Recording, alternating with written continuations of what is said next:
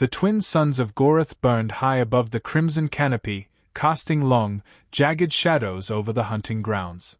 Beneath the blood-colored trees, silence reigned, unnatural, forced.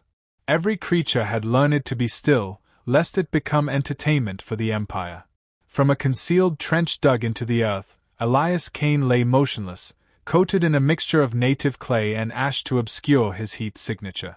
His rifle, pieced together from scavenged parts and stripped alien tech, rested silently against his shoulder. Through the scope, he watched the alien noble striding arrogantly across the glade, a 7-foot Rackle warrior draped in ceremonial armor, gold and obsidian glinting in the light. Elias didn't blink. The Rackle was alone, breaking the Empire's usual tactic of hunting in triads. Overconfidence. A mistake. They used to say Elias Cain was the best long-range shooter Earth had ever produced. But Earth was gone now. Reduced to ash during the first wave of the culling. No more cities, no more armies, just a few scattered remnants surviving in captivity. And of those remnants, he was the most dangerous. He squeezed the trigger. The rifle's sound was muffled, almost a whisper. The Rackle's head snapped backward in a plume of violet blood. Its body toppled with a metallic clatter. A second later, Elias vanished, already moving before the corpse hit the ground. High above the treetops, a surveillance drone spun and halted mid-air, detecting the energy discharge. But by the time it turned its sensors downward, there was nothing but leaves and heat haze. Deep within the jungle, Elias crouched in a burrow, his breathing slow and rhythmic. His kill made headlines. He knew it would. It wasn't the first, and it wouldn't be the last. But this one was different. This Rackle was highborn, a direct cousin to one of the Empire's war priests. Killing him would ripple. He reached into his satchel and pulled out a shard of metal etched with an imperial crest, trophies, each taken from his targets. Each one a vow. 2 years ago, he'd watched his wife and daughter hunted on the broadcast screens. They'd been given a 2-minute head start. He'd been restrained, made to watch the spectacle with a needle in his neck that paralyzed everything except his vision. He remembered the sound his daughter made when the hounds got her. It was the only sound that had ever made Elias scream. Since then, he'd said little and killed much. The Rackle had created a sport out of exterminating humanity. The last vestiges of Earth's people were used as quarry, thrown into simulated wild zones across 100 moons. Broadcasts of the hunts funded an entire galactic economy of gambling, celebration, and blood. But somewhere in their arrogance, they'd underestimated human memory, human precision, human rage. Tonight, there would be whispers again. Another noble dead. Another ghost kill. Another reminder that Elias Cain still breathed and hunted. In the capital chamber of Vorthos Prime, the news had already reached the Imperial strategists. The High Commander paced across the floor of obsidian glass, his 4 eyes narrowed. The humans were supposed to be finished, reduced to fading meat and tearful echoes. But this one, this sniper, was more than a disruption. He was an infection in their sport. This marks his 9th confirmed kill, the analyst droned from a floating holoprojector. Each strike carried out with surgical precision. The pattern suggests his moving in a crescent along Sector 9's outer fringe. We suspect his using the defunct thermal vents to mask his movement. The commander snarled. He makes us look weak. Another noble chimed in from the shadows, his voice heavy with disdain. He makes us look hunted. A silence settled over the room. Back in the jungle, Elias moved like a phantom beneath the roots of the ancient trees. He'd memorized every pattern of the Rackle patrols, every shift in drone cycles, every weakness in their sensory algorithms. His mind worked like clockwork, each detail filed and cross-referenced. He didn't hate them because they killed humans. He hated them because they enjoyed it. He came across the body of a young girl, no older than 10, curled beneath the moss of a hollowed-out tree, her face frozen in fear. Shot in the back. Execution style. She still wore the ID band of the Hunter's Quarry list. Her name was Myra. Her number was 32. Elias removed the band and tucked it into his pouch beside the metal crest. Every time he killed, he carried something of them. A piece of them. Names and metal, names, and death. The sun dipped toward the horizon, turning the sky a deep, angry gold. Elias found a secure clearing, marked with bone to deter predators. He knelt, unfolded a camo net woven from local vine and fabric, and secured it over his temporary shelter. For now, he needed rest. Before settling, he opened the small transmitter he'd been modifying. It was ancient, battered, and barely functional, but it had one last message to send. He tuned it to an old Terran frequency, long unused, and keyed in a sequence of taps. The ghost is real. To all survivors, keep moving. Keep fighting. They bleed. He powered it down and buried it under the earth. The wind picked up. Distant engines thundered. He could feel the pulse of transport ships descending. They knew. Good. Let them come. The wind howled across the canyon ridge, dragging red dust over the rocks like a shroud. Elias lay prone atop the escarpment, his scope fixed on a Rackle command caravan weaving through the valley below. 4 escort skiffs hovered protectively around a central transport, their engines whispering across the stone. The Rackle believed themselves untouchable, encased in armor and hubris. Elias didn't blink. He adjusted the range dial and controlled his breath. One shot. Not to kill, but to warn. He fired. The round screamed through the air and tore through the escort skiff's stabilizer. The craft spiraled into the canyon wall, exploding in a bloom of flame and shrieking metal. The other escorts surged into evasive patterns, scanning wildly. From his perch, Elias slipped away like smoke, the echo of his shot still ringing in the wind. The Empire's high-born elite had begun to notice him. What once was a myth had evolved into tactical concern. They called him the human ghost. To them, he was a rogue anomaly. To the humans still hiding in the blood-soaked jungles and barren moons, he was a signal. Elias's attacks were becoming bolder. His knowledge of the terrain, of Rackle procedures, of their tech, was impossible to dismiss. Where they relied on overwhelming force and spectacle, he used silence, subtlety, and the growing unrest among the enslaved. He moved under false names, left trails to confuse trackers, even spliced alien comms with fragments of his voice. One intercepted broadcast had reached a hidden human enclave on Colas V. They had heard his message, "You are not alone. Keep breathing. Keep fighting." Now they resisted. Small cells began sabotaging Rackle weapon shipments. A slave detachment overran their guards and escaped into the swamps. One even detonated a stolen fuel rig in the middle of a harvest ceremony. Elias hadn't spoken to any of them, hadn't organized anything. But they moved like he did. They struck like he did. In the Empire's war room, holographic maps flickered with instability. Reports of power disruptions, supply convoys lost, hunter units failing to return, all in regions where Elias had passed. The High Commander slammed a fist into the control panel. "He is breeding defiance," the commander snarled. "This ends." They brought in the Erexus, mercenary tacticians bred for adaptive warfare. Towering, wolf-skinned, and silent, they tracked by scent, by rhythm, by memory. Their arrival was silent but precise.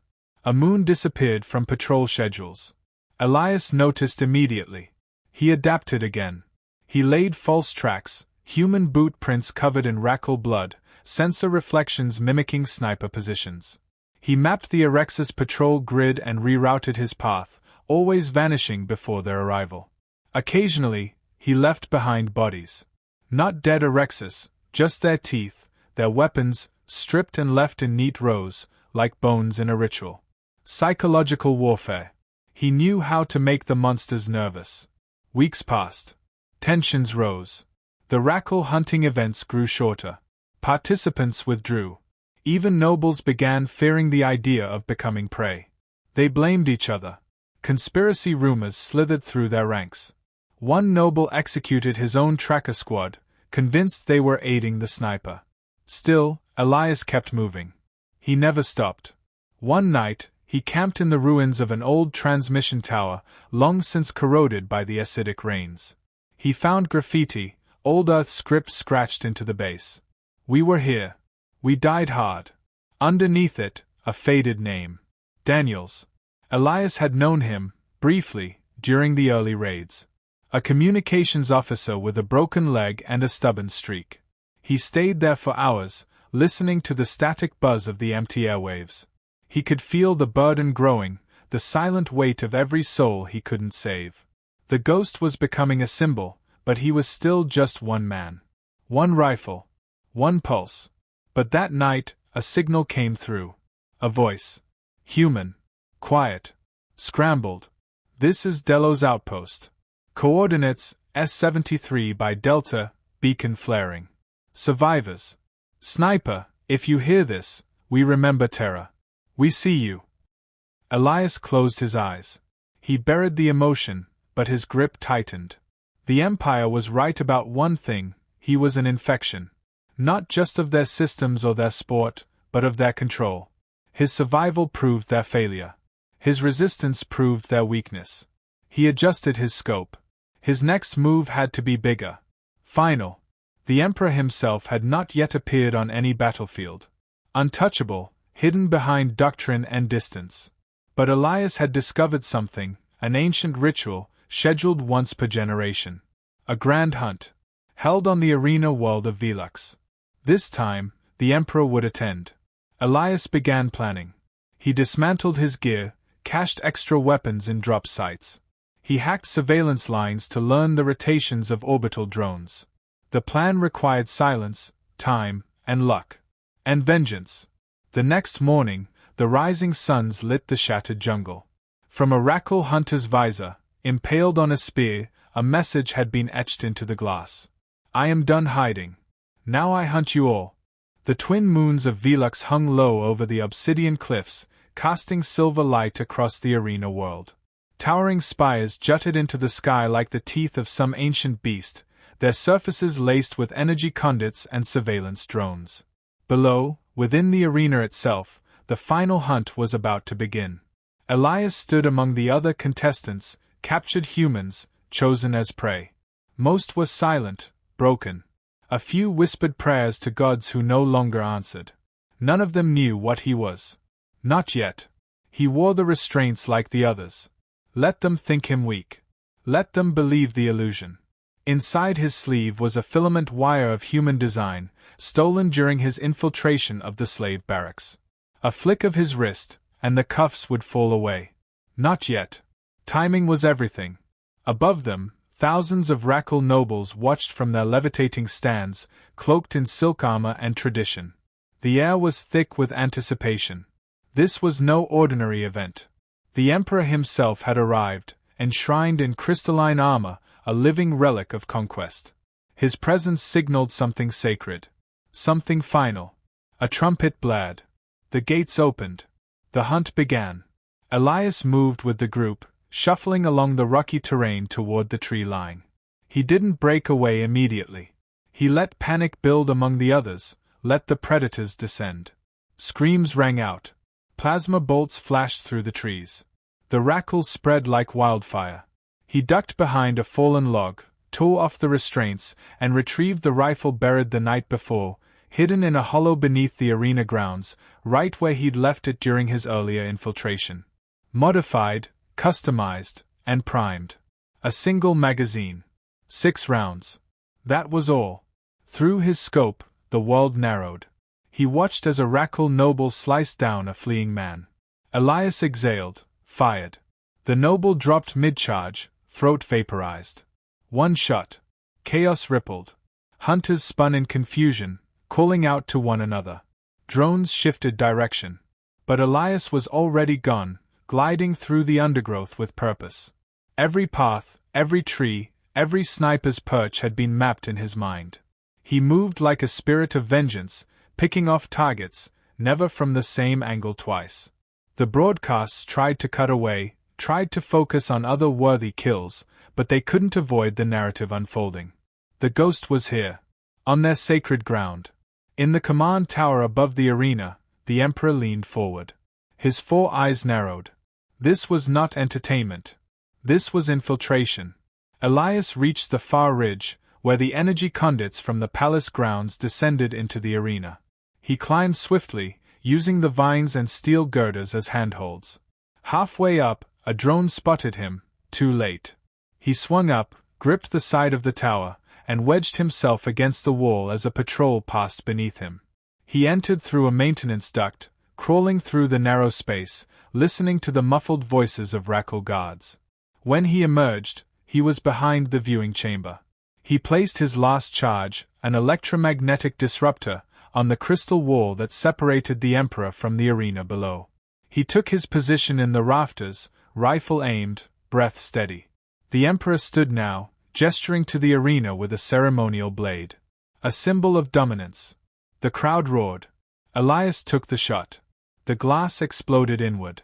The blast blinded the guards. The round tore through the Emperor's neck, severing his primary spine. He dropped like a stone, blood spraying across the platform. Silence. Then chaos. The nobles screamed. Guards opened fire on shadows. Drones spiraled, systems scrambled by the EMP screens across the galaxy broadcast the unfiltered death of the Empire's God King. The illusion shattered. Elias moved fast, down into the lower catwalks. A patrol spotted him, opened fire. A bolt grazed his side. He pushed through the pane, slid through the auxiliary hatch, and leapt into the jungle below. The canopy broke his fall, barely. He landed hard. Rolled. Blood soaked his shirt, but he was breathing. Behind him, explosions began. The tower was burning. Noble transports lifted off in panic. Hunt protocols were shut down. Human prisoners, once considered prey, now fought their guards with stolen blades, rocks, fists. By the time Elias reached the evacuation tunnels, he was limping. His vision blurred, but his mind was clear. The message had been sent. He stole a scout ship from a secondary pad and vanished into the void. Days passed. Across a dozen worlds, the footage spread. The death of the Emperor at the hands of a human, a hunted, a ghost, became legend. The sport collapsed. Rackle's society fractured. The noble caste turned on itself in shame and fear. The hunt was over. In a quiet corner of a forgotten moon, children played in the shadow of an old satellite dish. Their parents, free humans, farmed soil that had once been poisoned. On a ridge above them, a man sat quietly beneath a tree, watching. Elias Kane was no longer a ghost. He was a story. And stories never die. The stars above Outpost Seraph burned brighter than any Elias had seen since Earth. They scattered across the night like quiet witnesses, cold and eternal. Below them, the settlement buzzed with the sounds of rebirth, tools clanking, voices raised in laughter, the rhythmic thud of labor. It had taken years, but the human spirit had endured. Colonies that once crouched in fear were now fortified, fed, and teaching children to dream again. Elias walked the perimeter slowly, rifle slung over his shoulder, his side still marked by the scar left during the Vaelux strike. Time had stiffened his gait, and a streak of gray now cut through his hair, but his eyes remained sharp. Watchful. No longer fueled by vengeance, but by vigilance. Peace, he'd learned, was more fragile than war. The Rackle Empire hadn't collapsed completely after the Emperor's assassination, but it had fractured, fatally. Without their central figurehead, factions turned on one another in civil power struggles. Their arenas fell quiet. Their breeding worlds revolted. And for the first time in generations, the outer systems slipped free of the Empire's grasp. In the chaos, humanity found its breath again. Seraph was one of many new settlements, built atop the ruins of a Rackle listening post, its stone walls reinforced with metal stripped from broken skiffs. Engineers had repurposed enemy drones into irrigation and defense units. Children learned to code beside the old war maps. A council, not a general, led the people. That had been Elias's one condition. He didn't trust rulers. He made his way to the edge of the training field, where a dozen young recruits were lined up with pulse rifles. Among them stood Myra, 12 years old, sharp-eyed, the same name as the girl he'd buried long ago under moss and silence. Not the same child, of course, but her name was a reminder. They all were. Myra caught his eye and grinned, then fired 3 perfect shots into the center of her target. The others cheered. Elias allowed himself the smallest smile. Not because she hit the mark, but because she knew why she was learning to shoot. Not for sport. Not for power. For protection. Behind him, footsteps approached. Dr. Celine Varin, one of the last biologists from Earth's original research colonies, offered him a data pad. Her auburn hair was bound tightly, her uniform half faded, but her gaze was focused as ever. "We picked up a burst signal last night," she said. "Encrypted. Old Terran code." Elias read it carefully. Short. Clean. Coordinates. A distress beacon, flickering just beyond the black edge of the known systems. "How old?" he asked. 4 hours. Could be a trap. He nodded. Could be survivors. They both knew what that meant. After Vaelux, thousands of humans still remained unaccounted for. Not all had been freed. Some were still out there, imprisoned in forgotten war zones or sealed within defunct arenas orbiting dead planets. Every few months, a signal like this emerged, sometimes a trick, sometimes a cry. He never ignored them. Celine didn't try to stop him. She simply handed him a booster pack, fresh energy cells, and a small case of protein bars. Her fingers brushed his wrist. "You'll need someone watching your back." He didn't argue. She had saved his life twice, once in the swamps of Zetha Prime, and once when he'd almost lost himself to guilt. By dawn, they were gone, aboard a retrofitted scout ship that bore no insignia, just scorched armor and silence. As they broke atmosphere, Elias glanced back at Seraph. He saw Myra at the ridge, hand raised in farewell. He raised his in return. The coordinates led them into the Dralith Shroud, a sector once dominated by Rackle slave rings. It was a place of ghosts, lost colonies, shredded moons, sensor interference. Navigation was manual, maps unreliable. Elias took the controls. Celine manned the scanners. Hours passed. Then a flicker, movement on the edge of the asteroid belt. A fractured signal. Human frequency. No automated beacon, no orbiting Rackle craft. Celine adjusted the frequency. A weak voice crackled through the ship's comms. "This is Wren's station, survivors, oxygen low, 3 days, request, extraction." Elias and Celine exchanged a look. The station wasn't supposed to exist. According to all records, it had been vaporized during the first wave of extermination. They plotted descent vectors. The approach was quiet, too quiet. But as the ruins of Wren came into view, so did the faint glimmer of shield emitters, pulsing weakly around a broken hangar bay. Within, human life signs, dozens, maybe more. Emaciated, but breathing. Elias didn't hesitate. He'd trained for war, lived through vengeance, and ignited rebellion. But this was the part that mattered. The part where ghosts became lifelines. He docked the ship, rifle at the ready. What waited for them inside the station, they didn't yet know. Traps. Ambushes. Survivors too far gone. But none of it mattered. The hunt was over. The rescue had begun.